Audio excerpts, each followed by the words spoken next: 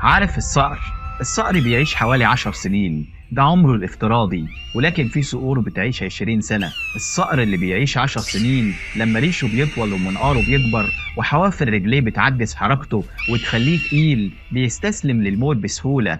وفي صقر تاني نفس النوع ونفس الفصيلة، ولكن لما بيكمل 10 سنين وريشه بيطول وبيتقل حركته ومنقاره بيكبر وما بيعرفش يتحكم في فريسته، بيختار عش بعيد وبيجيب كميات كبيرة من الأكل وبيخزنها في العش ده، وبعدين يبدأ بمنقاره ينتف ريشه ويقصقصه كأنه لسه مولود ويكسر حوافر رجليه الطويلة اللي بقت بتعوق حركته، وبعد كده يكسر منقاره اللي ما بقاش بيعرف يتحكم في الفريسة بتاعته بسببه، ويبدأ ياكل من الأكل اللي مخزنه على فترات وبكميات قليلة جدا علشان ما يخلصش لحد ما يستعيد قوته ويبدأ ريشه يطول ويتجدد بحيث يساعده على الطيران بسهولة وبوزن أخف، ومنقاره يكبر بشكل متوازن وحوافر رجليه تطلع بهيئة جديدة ومتناسقة.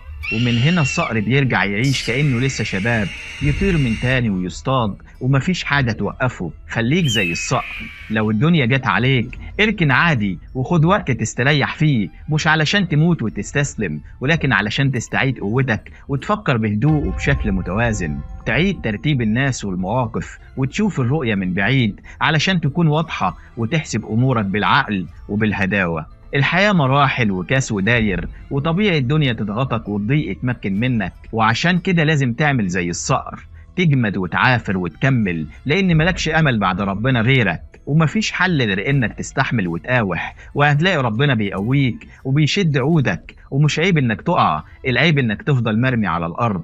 اعتبرها رسالة بتقولك فوق لنفسك، التفت لحياتك، طهر روحك وقصقص الزيادات والحمول اللي معجزاك مهما كانت ايه ومين. الرزق ما بيتقطعش ولكن بيتبدل، لسه في امل والحياة ما وقفتش، ولعل اللي انت فاكرها نهاية تكون اصلا بداية جديدة ولكن بشكل مختلف وعلى نظافة.